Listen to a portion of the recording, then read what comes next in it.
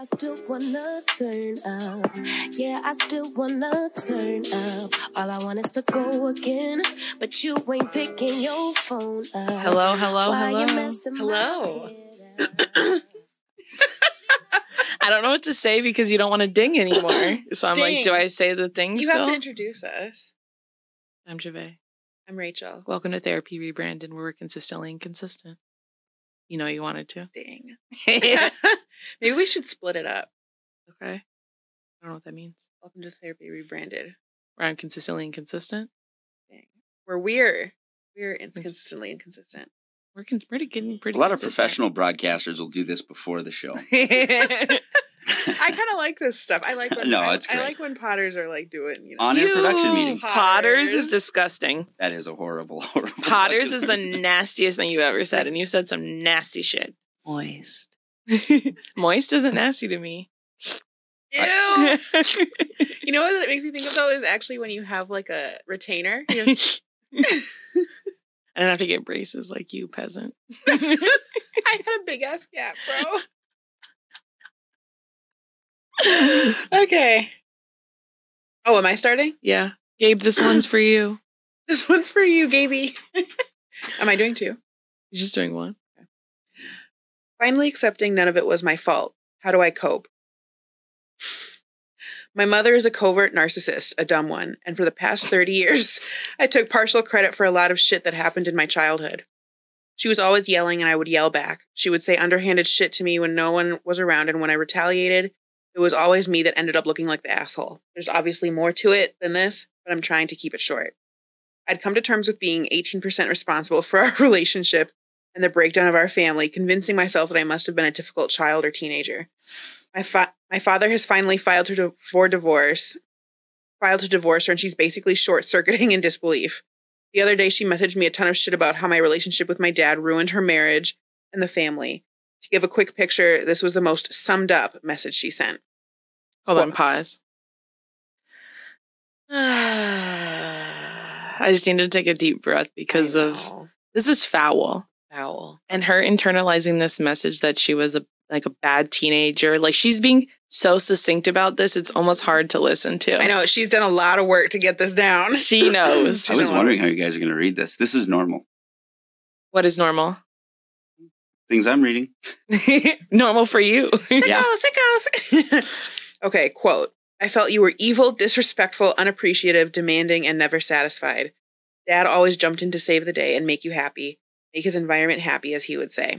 Right or wrong, I stopped being a mother. No point to it. Just something else for me to say no and him yes.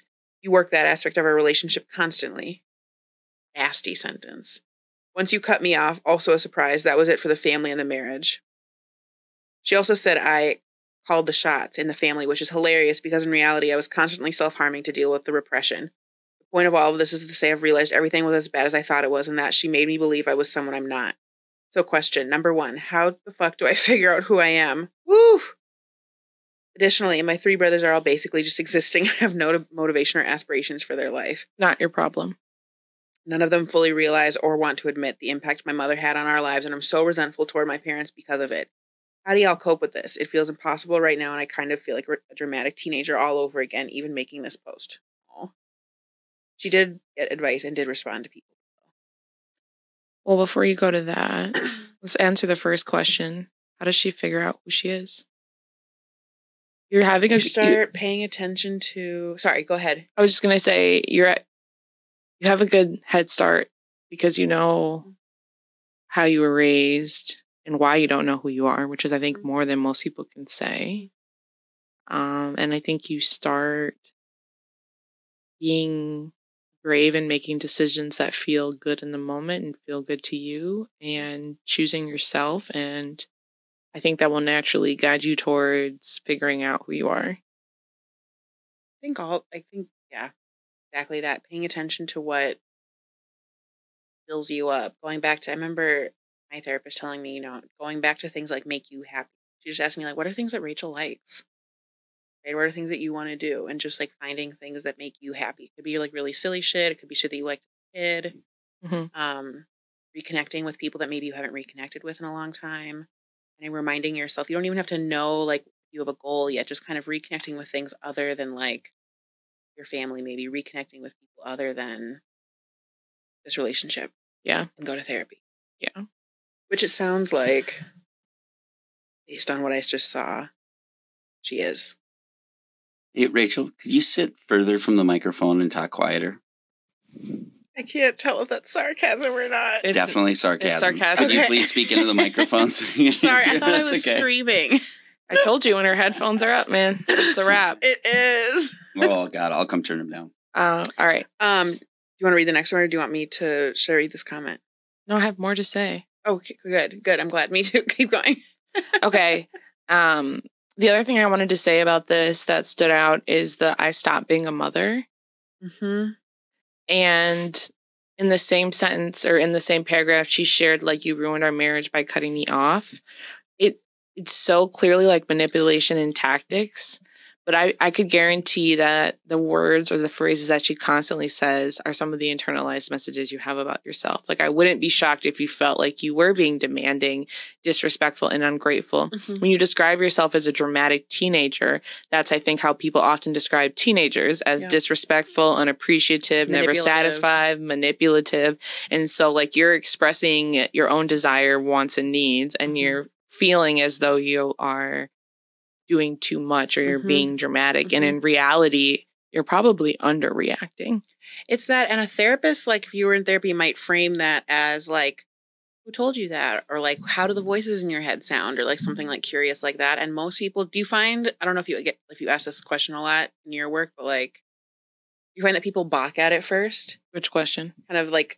Kind of the voices in your head thing, or who told you that? Where is that theme coming from? Or where's that narrative coming from for you? Do you think they like are so like, when somebody, I did it? When somebody shares a story or a like a thought or a feeling, and it sounds really judgmental or self-critical in a self-critical, extreme way, maybe. And you ask people, does that sound like your voice?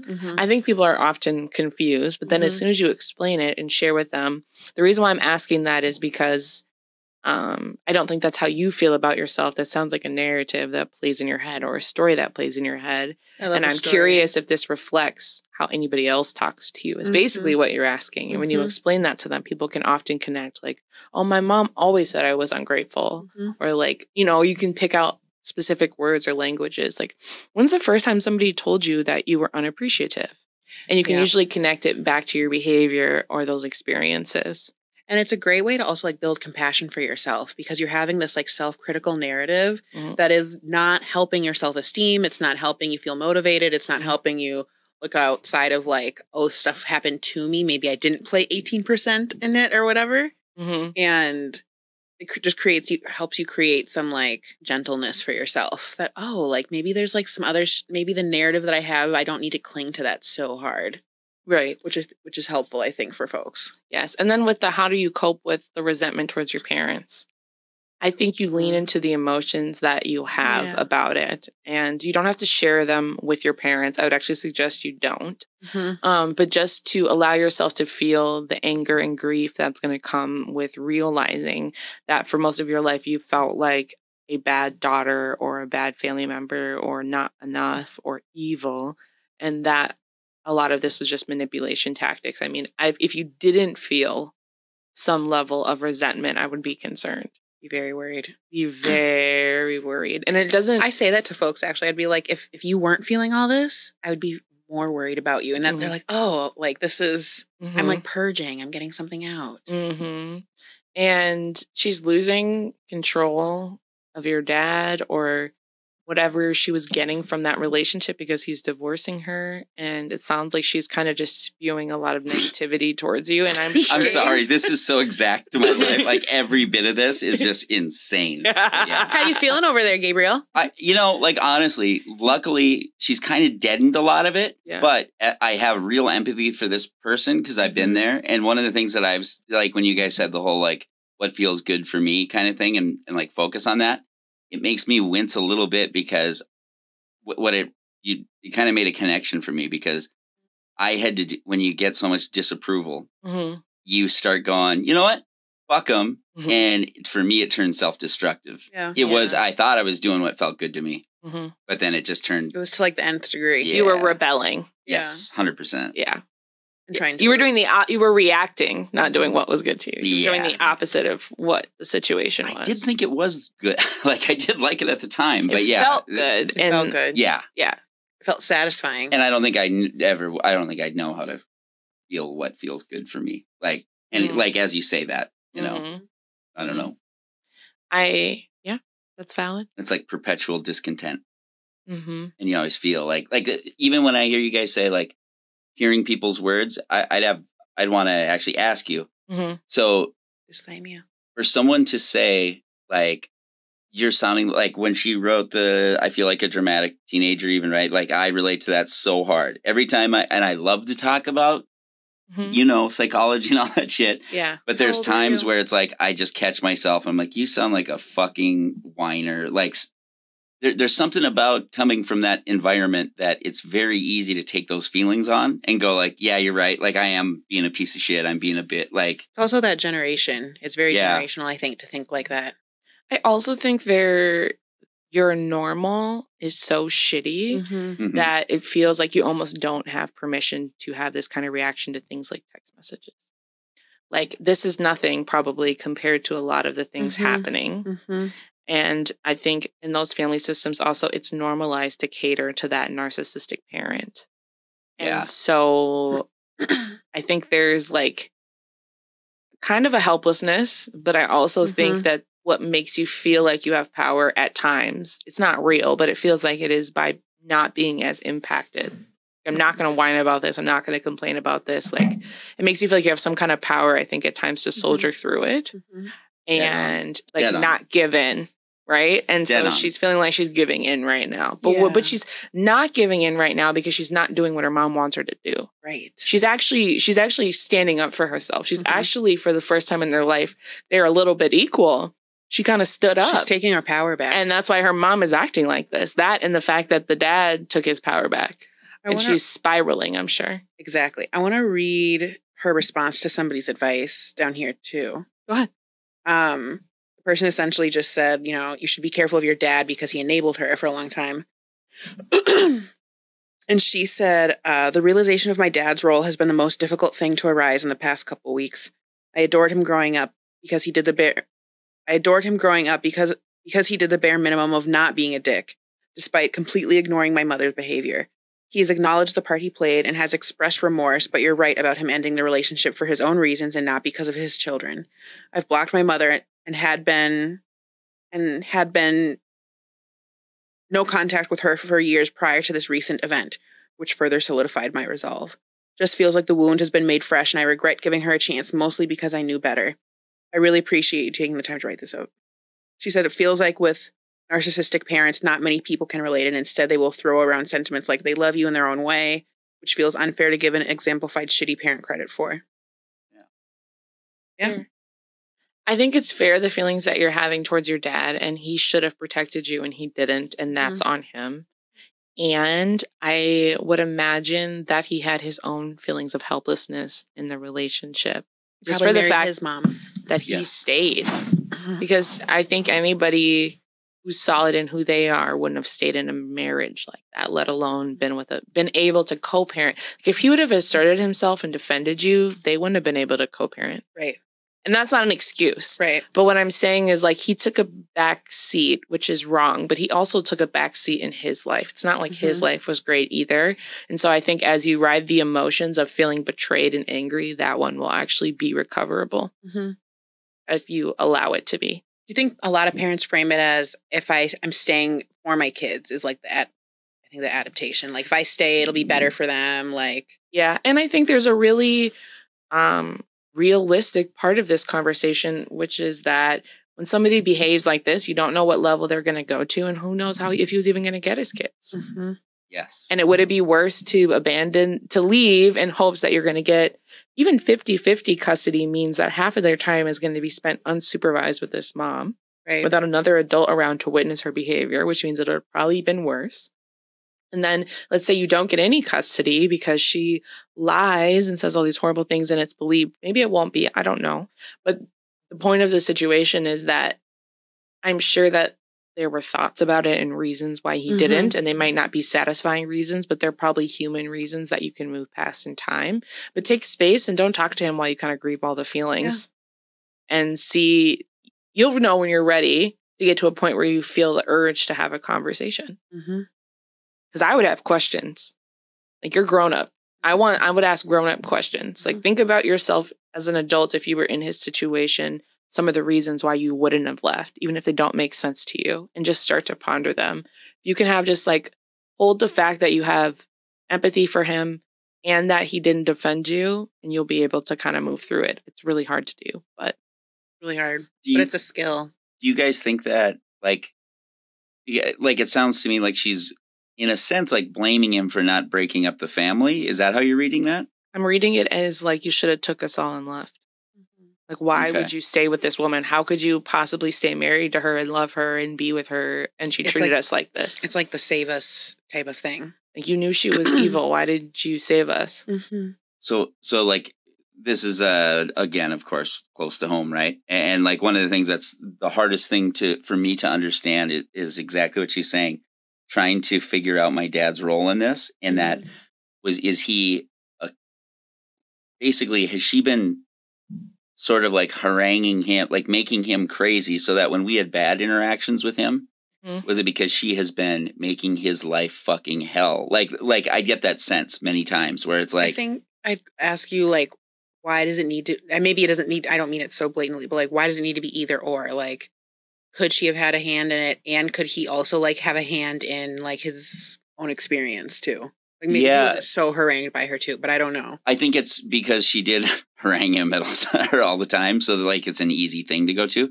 But I think it's just because he's so inscrutable emotionally. And there's times where you go like, we are so close and understand each other and are the same. And there's like some warmth, tiny bit of it, a flicker, like if someone lit a match around you, like that much warmth. Yeah. For that long too.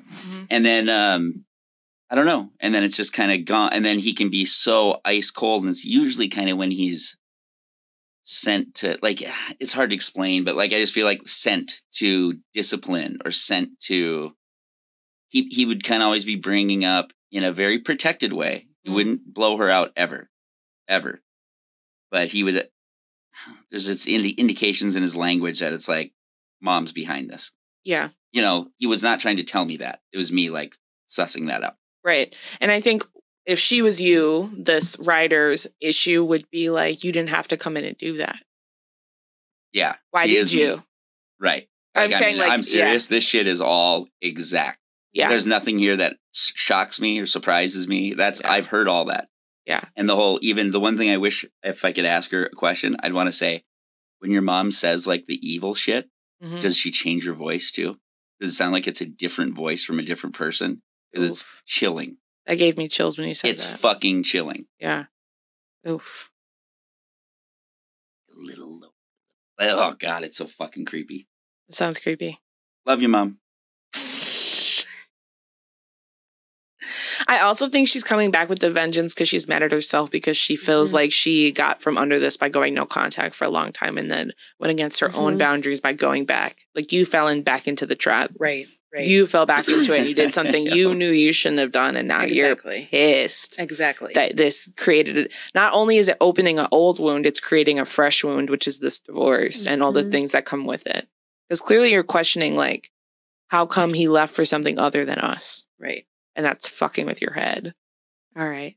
Ready? Yeah. Teacher bad-mouthing me in front of my daughter. Hello, all. Oh. Hello, all. I need some perspective. I'm having an issue with my 12-year-old daughter's 7th grade teacher. My daughter has ADHD, but she is medicated and has an IEP. I don't like medicated. She does not have any behavior issues at school. However, we are struggling with her attendance and grades. She has a few chronic illnesses that keep her out of school for specialists, doctor's appointments, and therapies, including occupational therapy. Also, this year has been really rough with illnesses. She's been sick like 3 times, all to say she's missed like 12 days of school, and she is failing English language arts. So I sent an email to the special ed and ELA teachers for some clarification regarding missing assignments. the 12-year-old in 7th grade is failing because she's missed. Oh, that's like hitting, like, this is intense. I didn't think middle school mattered. Am I tripping? I mean, it didn't for me. In the email, I also expressed my concern to both the special ed and the ELA teacher that the class moves too fast for my daughter and that she is struggling. The teacher got extremely defensive and sent me an email that, in my opinion, was quite harsh and bordering on petty. I am extremely supportive and pro-teacher because it's the hardest job in the world, so I sent a follow-up email apologizing if I sounded accusatory and assuring both teachers that I was not. I was just expressing my concerns, and I even agreed that a lot of the poor grade was my daughter's fault, as she lacks motivation for ELA.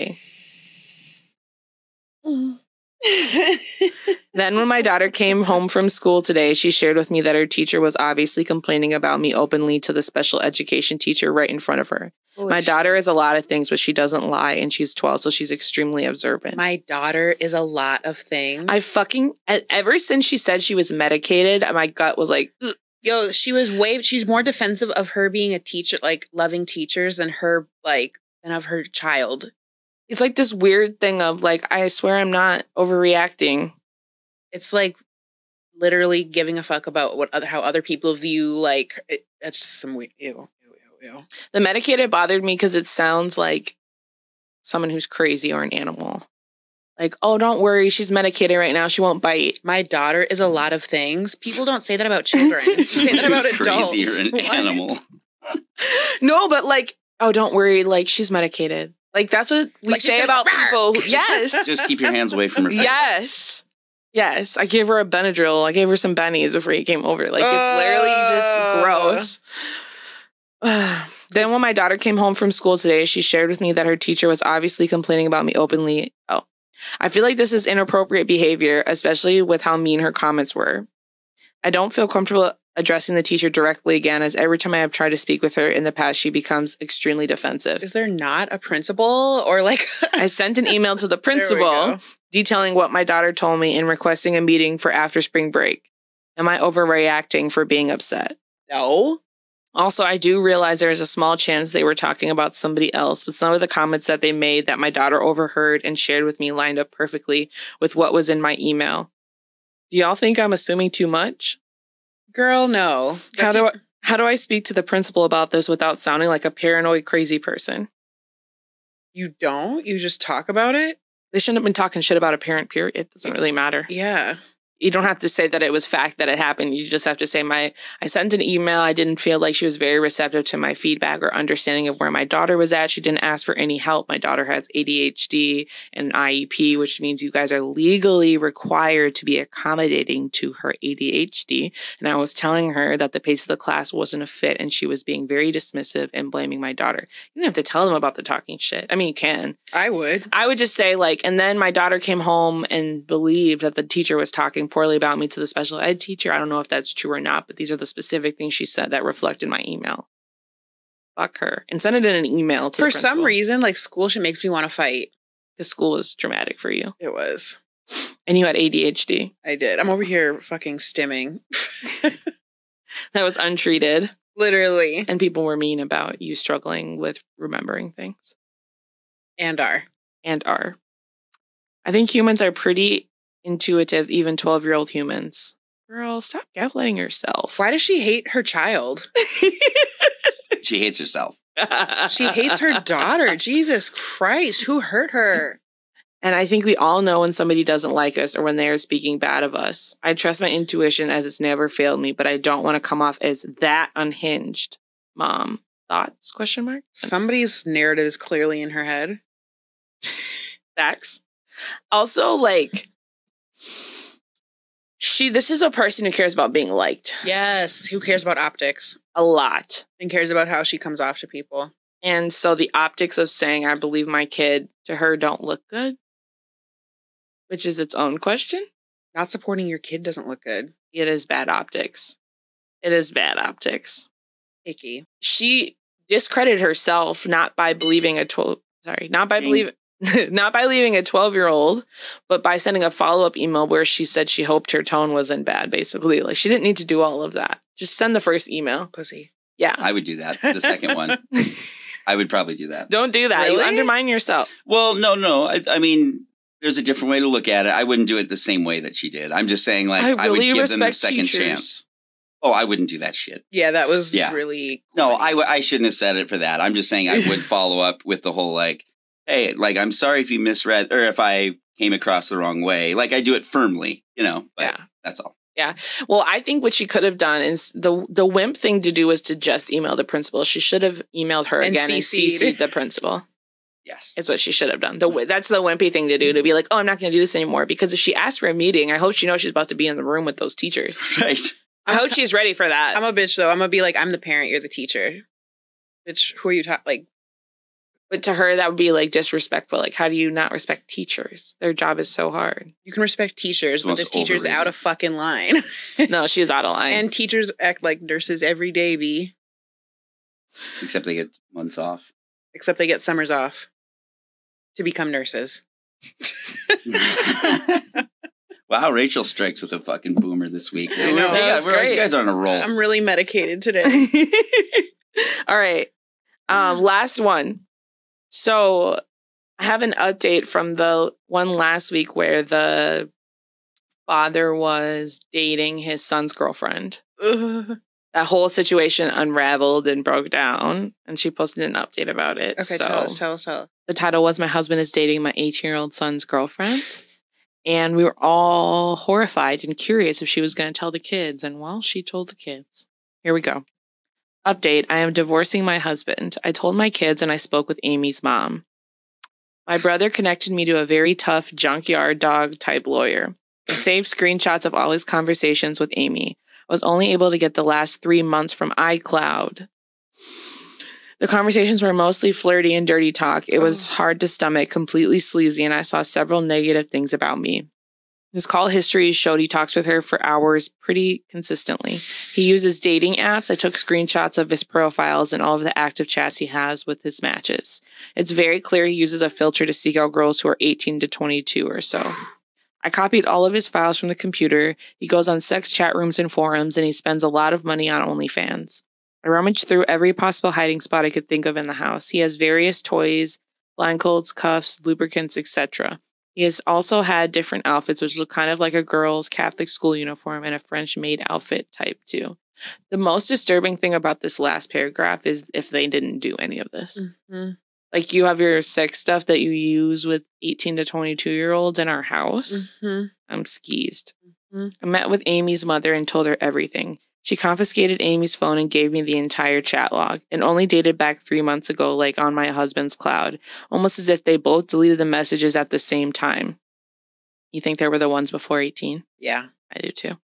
She told me Amy sobbed when confronted. Amy basically told her mother that she will never understand and say that she and him are in love, groomed, and believes it, I'm sure, with her whole heart and body. Would do anything to be with him. Anything.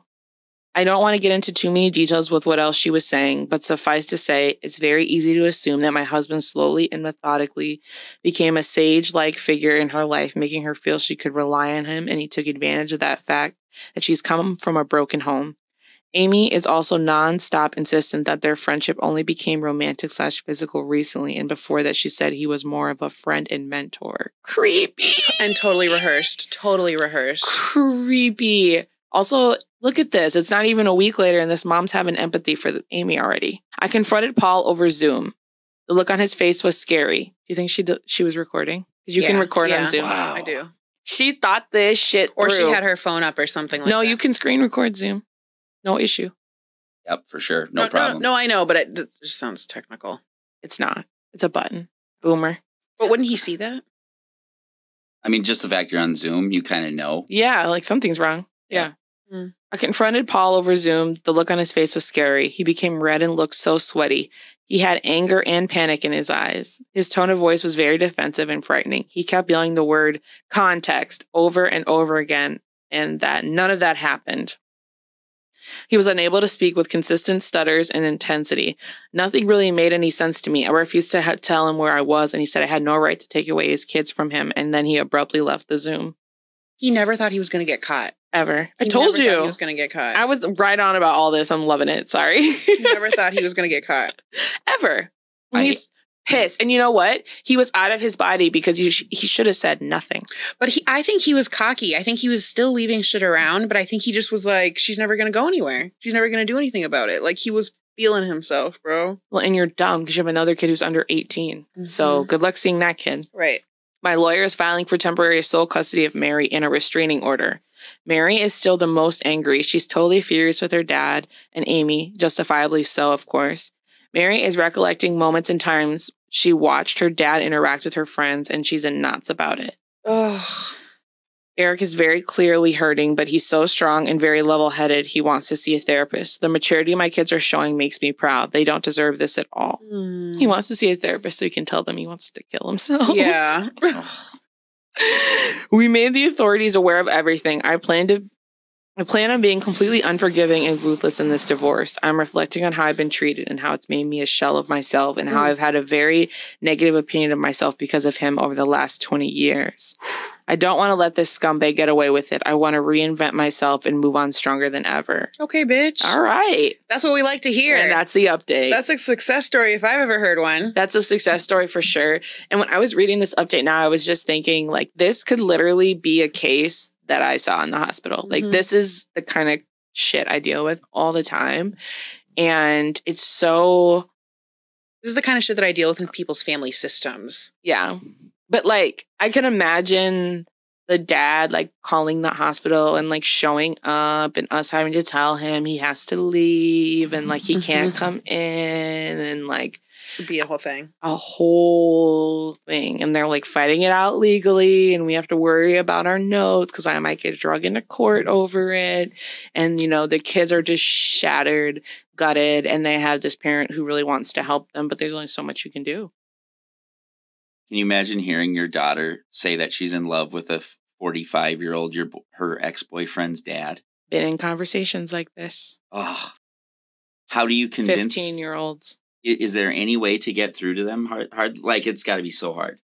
What usually gets through to them is once their spot's blown up, they move on.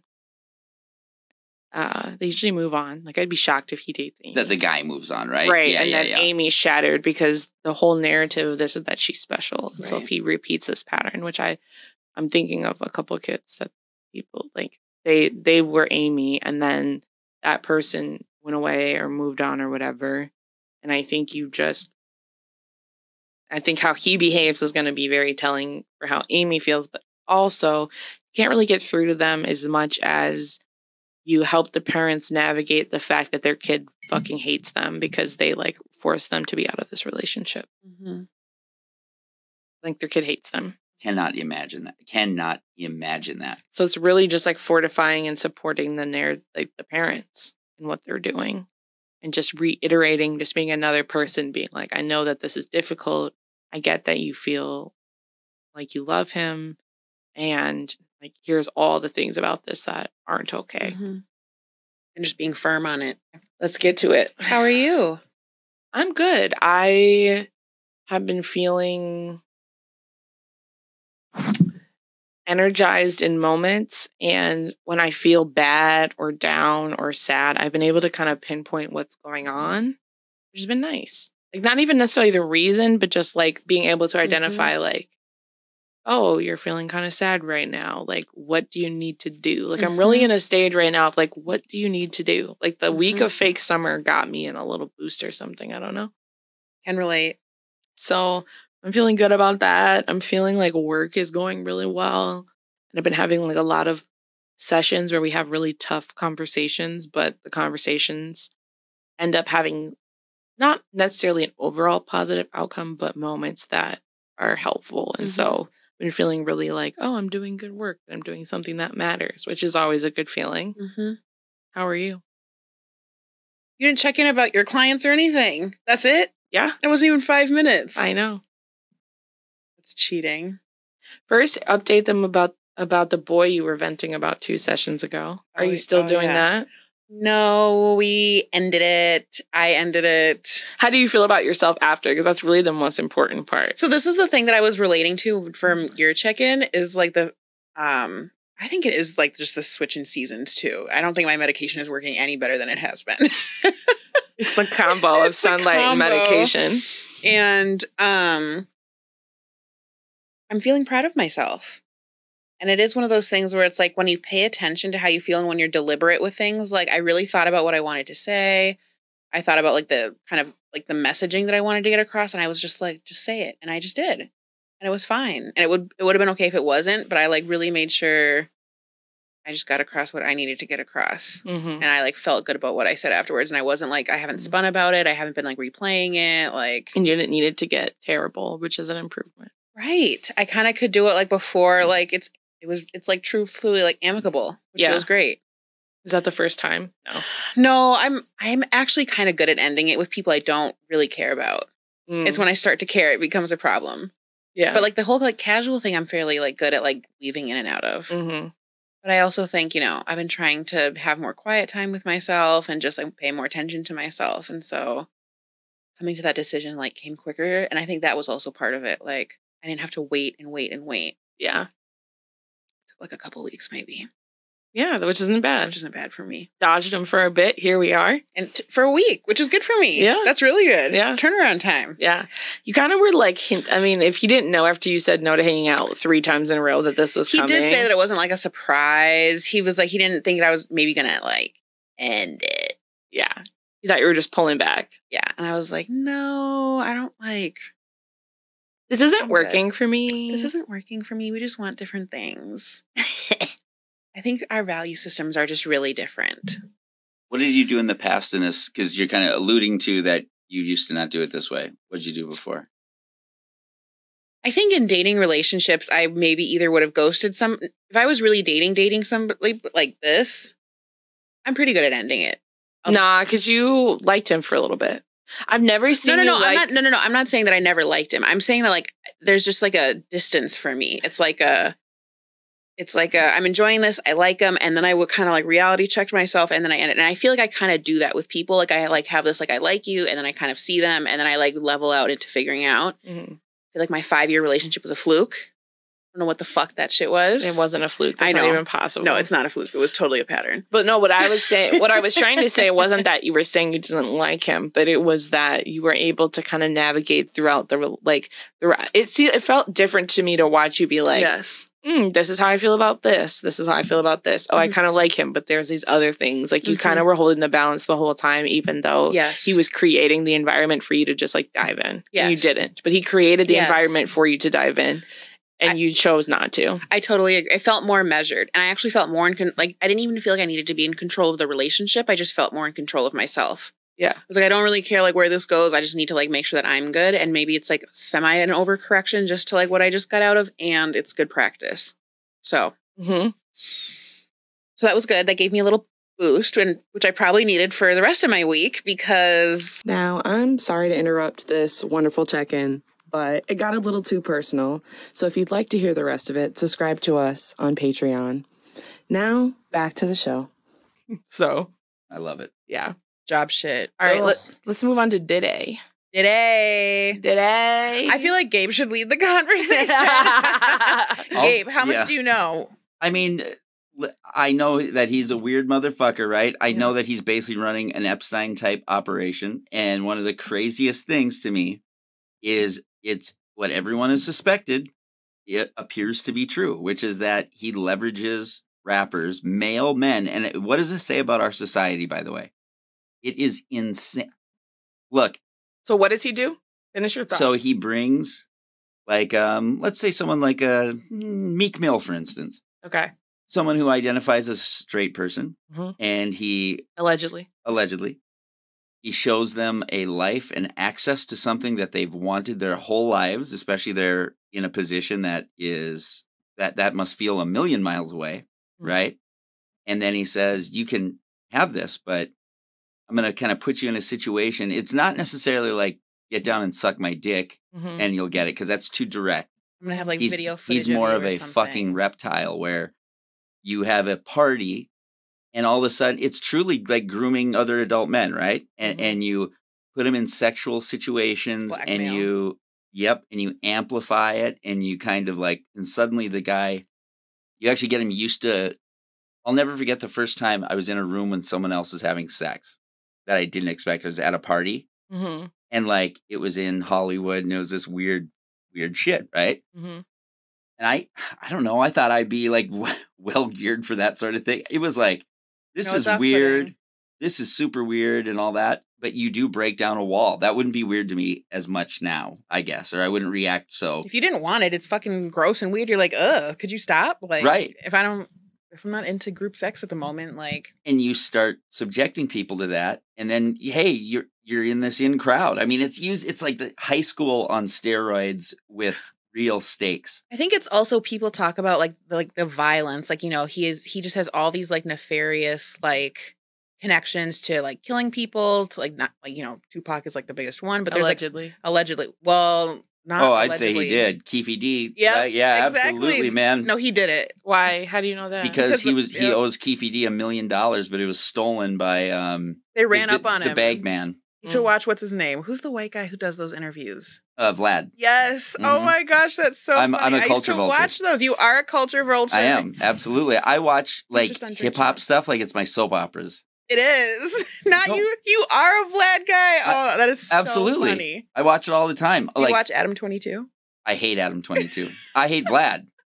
Vlad's the worst interviewer on the planet. No, he's the worst. Okay.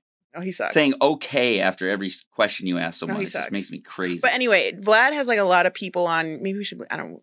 Anyway, he is like has all these people on who are like connected to Diddy, and he's like interviewed all these people, and it's like very well known that like essentially everybody, like nobody talks about Diddy because he's like so well connected and so dangerous. And he's like people allude to he just things. Throws money at gang members basically to get shit done. And why he's dangerous is because he'll do anything. Because like he blew up some like this his girlfriend, like Cassie's Kid Cootie's car. Kid Cudi's car. Kid Cudi. Yeah. I say Kid Cudi. Kid Cudi. Kid Cudi. Yeah, I know. Now that you say it sounds right. And yeah. And then of course there's the shit about him killing his ex-wives. Right, Kim Porter. Everybody's like Kim Porter's up there like being happy as hell that he got caught up. People think he killed Kim Porter? Yeah. He's Dracula, man. He's like a fucking Dracula. Like because she was about to come out with a book, I guess, like a memoir, and it was like eating. And they think also, isn't it weird poisoned. that all his baby, like, bro, all the dirt his baby moms must have on him, bro? And he's clearly gay. You think so? Or bi yes, or something. I think he does that shit just for optics.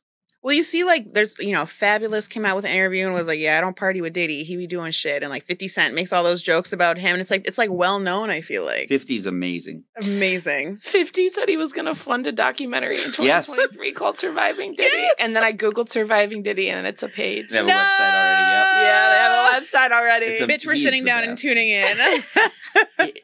I'm, like, make a seat for me. Yes.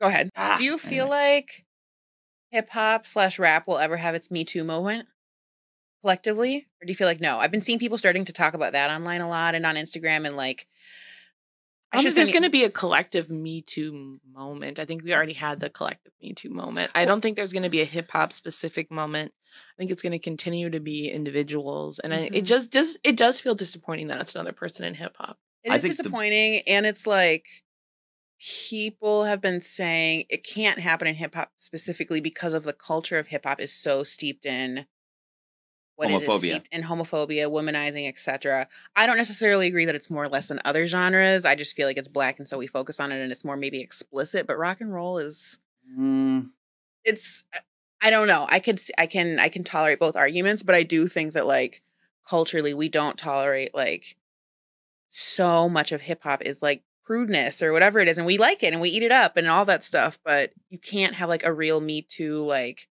Or like reckoning with sexual assault or whatever it is because you're going to go listen to the rapper talk about drinking lean. I don't know. Like, I just think it's interesting though, because I think there's a lot of different kinds of rap. Actually, I'm not even going to steal this point from Charlamagne because I was just listening to Charlamagne talk about it on Brilliant Idiots.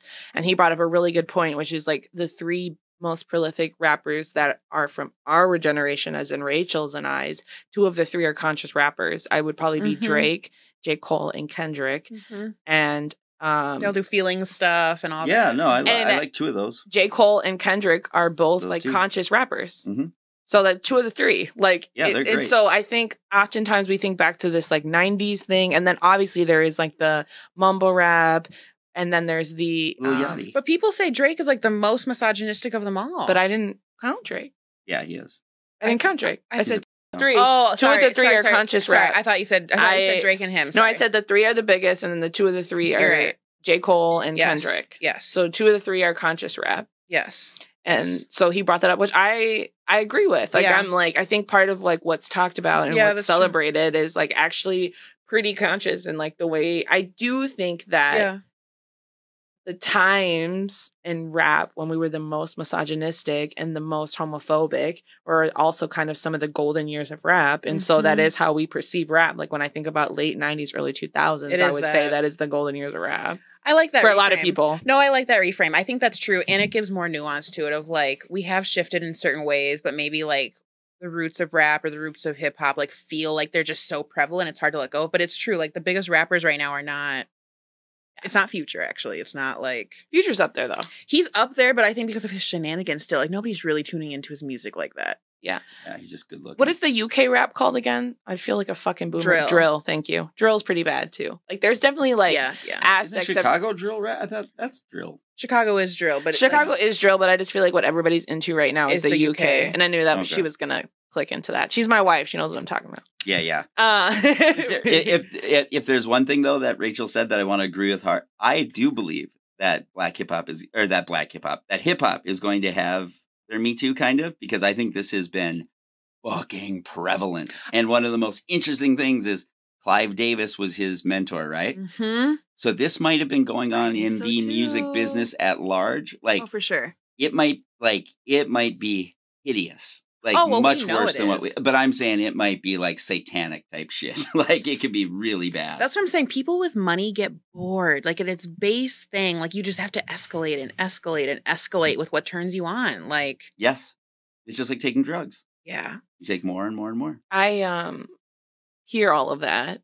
And there's a part of me that just feels like people won't take it seriously. We'll see. I think it's going to get blown over. I feel like he's going to do the thing that I don't think Diddy's getting blown over. I think Diddy's fucked. I don't think. I think he's fucked. But I feel like Russell, like you know how like Russell Simmons just like lives in Bali and like. I was going to say he had to. I think he's going to do that thing and like disappear. Well, he can't stay in Antigua because they have extradition. He's somewhere else though. I think that. So one of the things that I think is really chilling, actually, but cool as well, is I feel like if this is 5 years ago, the jokes from other rappers and shit like that would be Meek would be done. Like he'd be just fucking annihilated. Mm-hmm. And I feel like there's a chilling silence. No, and it's like quiet about this. Right. And that makes me go, either it's because people are so wrapped up in his shit. Yeah. Like imagine the people that he just came out with a Grammy nominated album and the day after all the shit hit. That means that people like, you know, Tiana Taylor was on that album. Like there's people that are on the album that were like around all this shit. And then the lawsuit is coming out from the album. Like that's crazy. You know, I haven't even, boy, now you guys are fucking me up. Now that was all I want to do for the rest of the day, but okay. I'm gonna read this lawsuit. It just felt like something I wanted to talk about because one, it's interesting, but two, like I just think it's culturally relevant. It is. It's worth naming. And I remember being the first person, not saying that Cassie was the first person because she wasn't. I looked up an article with things going back all the way to 2004. Yep. But to be the first person in the new wave to be like, no, I'm about to do this lawsuit, drop this shit. And how a lot of people were kind of questioning, not everyone, but often, like, is this about money? What is this about? What's the root of this? And like, look at how it's playing out now. Like, I'm glad she got her money now before all the extradition because now they freezed all his fucking money. Thank God she got paid. I think she's incredible. Like, I really think that she should be, like, lionized for that, right? Yeah, that's like, crazy. It takes... And when do you guys say that there's... My mom actually said a very interesting thing to me. I tried to sensitively bring up Me Too to her, like, right after it kind of... That wave maybe crested. Okay. And I believe me, it was the most hesitant fucking... Yeah. Like... I don't even know what the fuck I was thinking, to be honest. But... You want to be your full self with your mom for a second. Yeah. So she tried to like, but she gave me a perspective on it that honestly is something I felt. And I hate to even say this. This is going to make me sound like a monster. Why would I do this?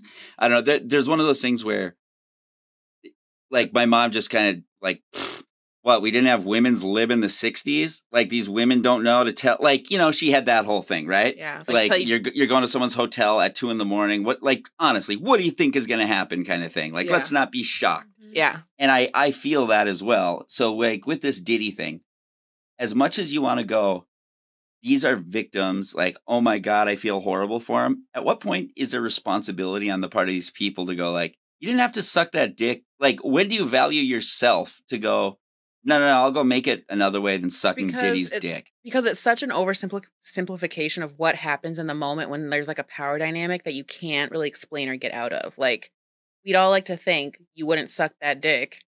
But if like a billionaire standing over and he's telling you, I know where your family lives, I know where everybody, like, I can do this to you, I can get you fired from your job, I'm going to fuck up your life, and you believe it, I don't know. Like, I guess, like, you know, even when I hear that, extreme manipulation, I'm aware of that. Yeah. I just don't, like, I've had similar, like, not like that. I've never had a billionaire, but I've had, I don't know, I've been in some creepy situations like that. And it's like, but you felt you had agency. And some people really feel that they don't have agency. And I feel like we don't give it enough credit of like, it's not equal. It's not like a 50-50 thing. And you could say, yeah, and you could walk out, but maybe people couldn't. It sounds like it was pretty fucking scary dealing with him. It sounds like men in the industry don't fuck with him. So imagine being a woman, like, and having no power. Like, other billionaires don't talk about this man. Yeah. So it's like that to me is like, and like, people couldn't wait to come out about Harvey Weinstein. People were not coming out about Diddy. Like, that's crazy. So imagine like him being like, suck my dick, or you might suck that dick. No, but maybe not. I don't know. But really, like, I want to be clear. I'm not trying to like dismiss people. I'm trying to have a provocative conversation about it. Rape apologist. When is it on? Like, when do we as a society? Because like when you say the agency thing, I think, well, who gives out agency? How did I get mine versus someone else? Well, some of the I know white privilege. I know. Like, pretend. No, I wasn't going to say that. I was going to say white privilege. I was going to say some of it's constitution and self-worth. Yeah. Right. Yeah. What I was thinking is like what I'm hearing you say is like, where's the responsibility for you to play defense? Which I can entertain that conversation. I can entertain being safe. I can entertain teaching your kids about, you know, don't do these type of things. Like, this is the type of thing that's going to get you, like, this is more risky. Like, this is risky behavior. Like, have those conversations. I think that's... In this case, I guess the way that I see it is like, you're going for something that's not real, right? Like you're being dazzled by this fantasy world kind of thing. And to me, it's not quite as simple as like, you did this because you needed to feed your family necessarily, even though you might have in certain ways. I don't think it just seems more shallow, I guess, to me, in this specific situation. Sure. I don't even think it's necessarily like feed your family or you got to like put dinner on the table for your kids or send money back home. Like, I think it might be the bright lights. It might be that it feels good to have proximity to somebody with money and power and all those things. And the person with the money and the power has more power in the situation. And I can entertain like a conversation, I think, about like, you know, morality and like getting into like they were being used anyway and all. Like, sure, that's an interesting conversation. And do you think any of the people who are going to come up, like let's say 100 rappers start coming forward with this, how many of them did it willingly, knowingly, and then they're just jumping on this bandwagon? I don't even think, I mean, I think about it, but it's like, what? That's everybody's first question every time. Really? Like, about all this stuff is always like, this is going to, like, the problem is that this is going to bring out people who didn't do it. And I'm like, well, that's not my, like, I don't know many men running to say they suck dick for success, but they might. We'll see. I mean, you just touched on the homophobia in the Black community, and I think it's real. Yeah. Well, so, but I will give the Black community their flowers to some degree, because that's what I'm saying. People are not making fun of him and all that shit. So I think there is growth within the community that's starting to change. Like, there's a sea change. I've seen memes, but mostly about Carisha. Yeah. Not about who? About his girlfriend. Croatia? Carisha. Okay. Yeah, because what just came out about her? She was smuggling. You know what pink cocaine is? Speak up. Do you know what pink cocaine is? No, I don't. It's called... Gabe's intrigued. Yeah. He said a new one. Yeah. I mean, I have snorted pink trucker speed, but... And supposedly she was smuggling this to him on private jets, and like a white boy who played for Syracuse basketball was giving her the drugs. And would she, like, keister it? I'm assuming it's probably what they were into. That's fucking crazy. His freaky ass. People are making fun of her. Yeah, people are making fun of her. For being down for the cause, as they should be. They fucking should be, for being a drug mule. All right. The last thing that we wanted to talk about was this podcast that we both listened to by a really renowned therapist, Ester Perel. I don't remember where she's from. She's European. She might be from Belgium. And Israeli. Her parents were like in the Holocaust, I think.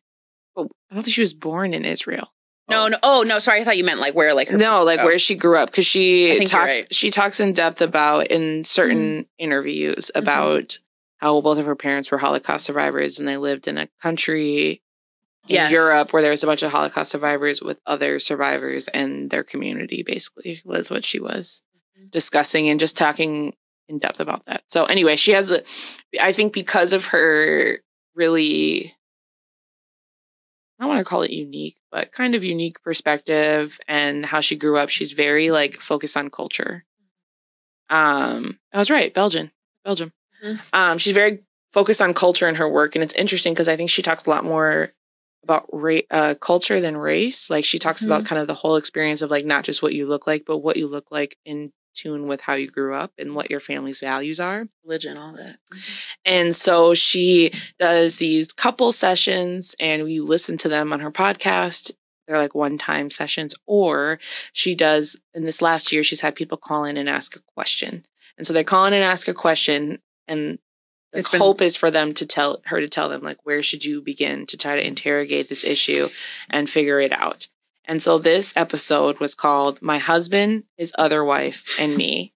Rachel sent it to me and was like, listen to this. This is your homework for the podcast. And then she gave it back to me as my homework too, because I forgot. Well, I wanted to make sure your ADHD ass actually watched it, because the last time you were like, watch this, you didn't watch it. Exactly. So basically, this woman gets on and shares that her parents are immigrants, and she's technically an immigrant. She didn't say from where, but she grew up in the United States. She came here at like less than a year. And when she was working abroad as an adult, she met her current partner. He was also working abroad at the time. He's from another country. They didn't say where. They decided they were going to be together. And so they moved back to the United States together. And during their time in the United States, I don't know how many years in, but it had to be less than 4 or 5. He went back home for a visit and he came home with a wife. Because his brother had passed away and his family was pressuring him to marry Did he bring her home or did he just marry her? He just married her. Okay. Sorry, he didn't bring her home. He came back and said, I married this woman. It was my family's it was my duty as a brother to marry my sister-in-law.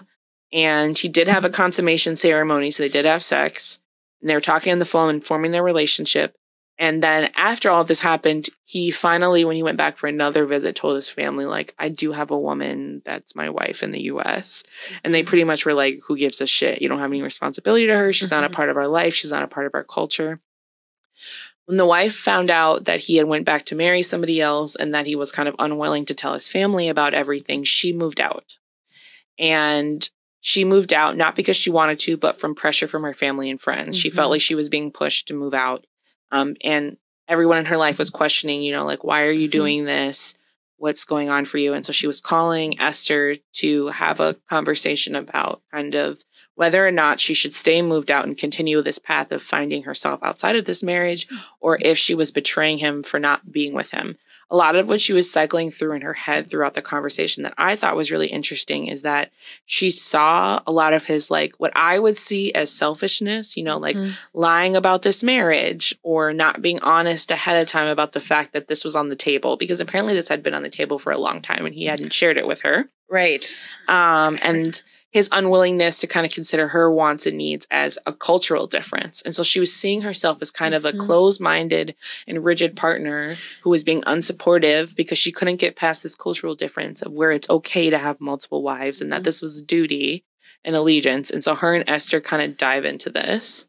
What did you think stood out about the conversation, besides the fact that all that happened? Besides the fact that, like, she read me again for filth, bitch. And I was like, the first thought I had in my head is, I feel like this person, but maybe like a step or two past this. Like this is like, just like, you know, the framing of where she's at, the framing of the relationship. It totally resonates with me. And where is she at mentally that aligned with you?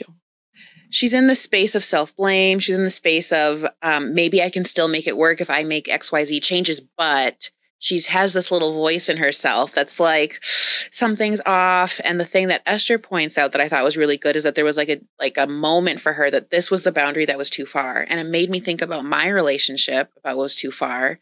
And I think it was like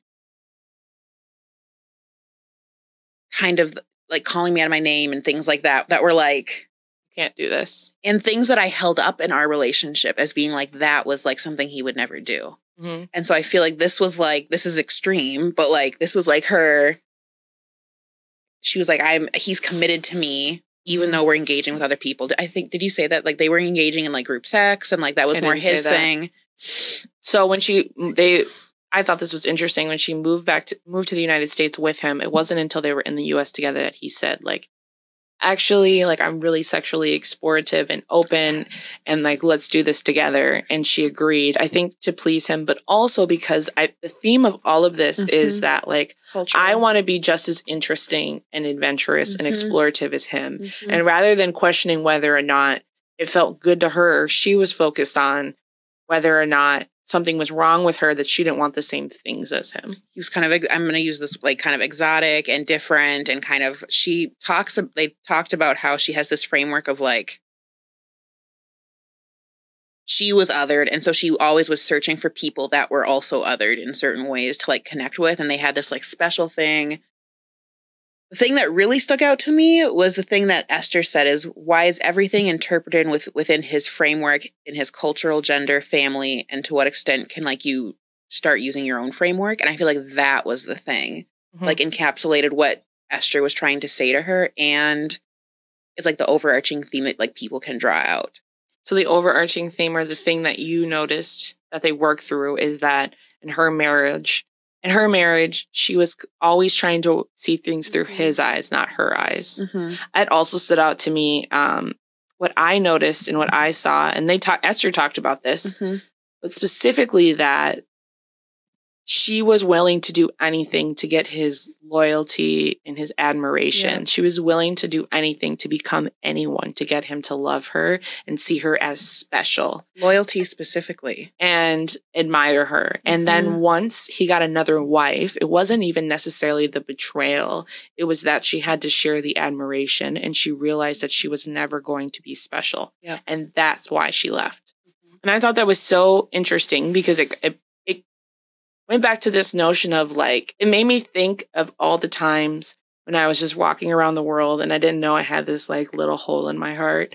And I was like doing things that didn't align with who I was because I was like, maybe this will fill the hole. Oh no, this will fill it. No, this will fill it. And so I think for her, it was like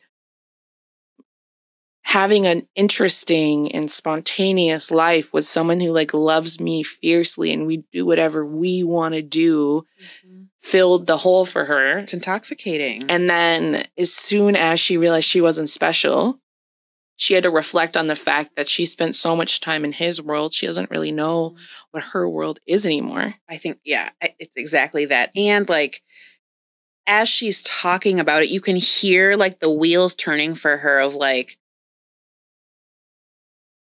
the things that I'm saying aren't aligning with who I am. The things that I'm saying aren't aligning with my values. They aren't aligning with the person that I was raised to be. And I think they didn't put this into a lot of the episode, but it sounds like there was a lot of like cultural context for her about being a strong woman and like getting out of certain situations. And that like this really was the opposite of like who she was raised to be and like who she thought she was. And I think it's really interesting that the things that she thought were cultural points were like loyalty and like being good and those like people pleasing things. And that's the stuff that made her think that she needed to or needs to continue to stay with him. And that by her not being loyal, that was her disrespecting his cultural values. Right. And the thing that I wrote is it's interesting what gets labeled as like cultural values under the guise of like patriarchy, which is something that Ester said too, is like sometimes these things that we see as respectful or as needed to hold culture together are really just ways to like uphold power in that culture. Yeah. Which I thought was interesting. And I would push back and say that isn't it culture that he felt like he didn't have to see his wife as equal. Yes, completely. I think that can be cultural norms at certain situations. And that's what they were alluding to, is that he comes from a culture where he doesn't have to ask his wife if he can do things. And so to him, it wasn't as big of an issue that he didn't ask your permission. And he was surprised. And what I would say is that you have been with this person enough to know that transparency and communication is their value system. And like, you've been with your wife long enough to know that she does want you to include her. And so like, you're choosing not to do those things. And whether or not that makes you a bad guy is up to them. And like, can't just abandon yourself because you don't want to seem judgmental of somebody's culture. Do you think he's abusive? I don't know. Yeah. I mean... yeah, I didn't have an answer. I was really asking. Yeah, I don't know. But I definitely think that he's not having as much turmoil over this breakup as she is. Yeah. I don't think his life was centered around her, but I think her life was centered around him. And she has some responsibility for doing that.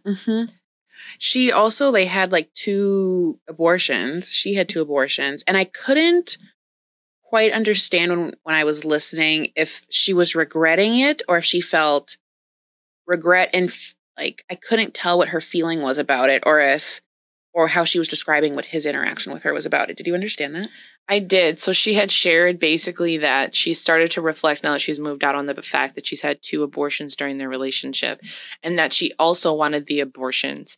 But she resented him for getting pregnant because she wasn't on birth control and she wanted to use condoms and he didn't want to. And so she kind of did something that didn't feel good for her. And then he was kind of flippant, like, just get an abortion. And so that was difficult for her because I think she's like, oh, I've had literal physical health consequences for being in this relationship and I'm still in it. And the part that I saw that resonated with me a lot was that she had been pushed to move out by her family. And so she didn't really even know how she felt about leaving that relationship. And I feel like that's what I try to not do in friendships and with family and with clients is to insert yourself so much that people are blowing up their lives because they don't want to feel ashamed or judged, not because it's what they're ready to do. Yep. And people start to feel more shame because they realize they can't do the things that their loved ones are asking. I can't leave.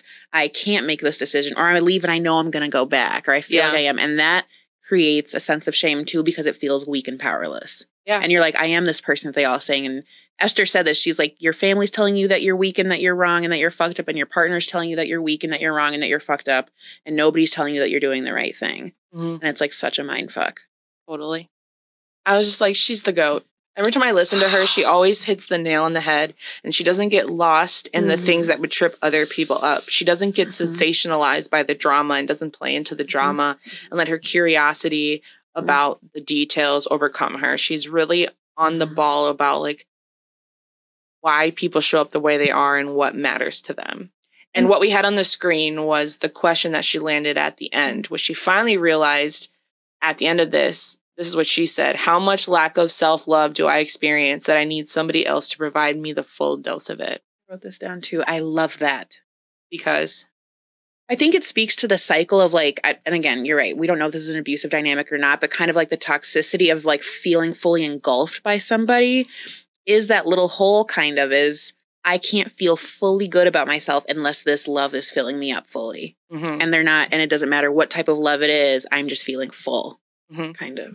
And maybe part of the reason why she's judging herself is that this was only an issue when she had to share it. And it probably should have been an issue before that. She did say it was kind of like it's like a relationship on the fringe, which I loved how that's explained, like the secrecy. It's like not in the center secrecy. It's nobody knows what's really going on in the relationship. Yeah. What do you do if a friend is in this?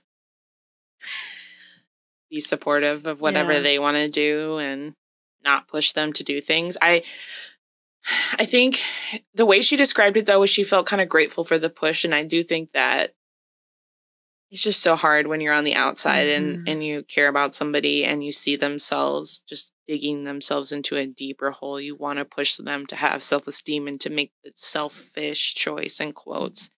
And I think that you have to be careful when you cross the line of like, you're no longer doing this for them anymore. You're doing this for you because it's too painful to watch. And that's when you start actually creating a burden for that other person rather than support, because now they're feeling like they're letting you down, which is not what they want to feel in a supportive relationship. And it's not what you're intending to make them feel, but that's the best way that I've heard somebody describe how to support a friend who's in one of those type of dynamics, I think. Yeah. I love that. I think we can end on that. Okay. All right. Thanks, y'all. Wow, Gabe, with the music. Right. I like that little transition.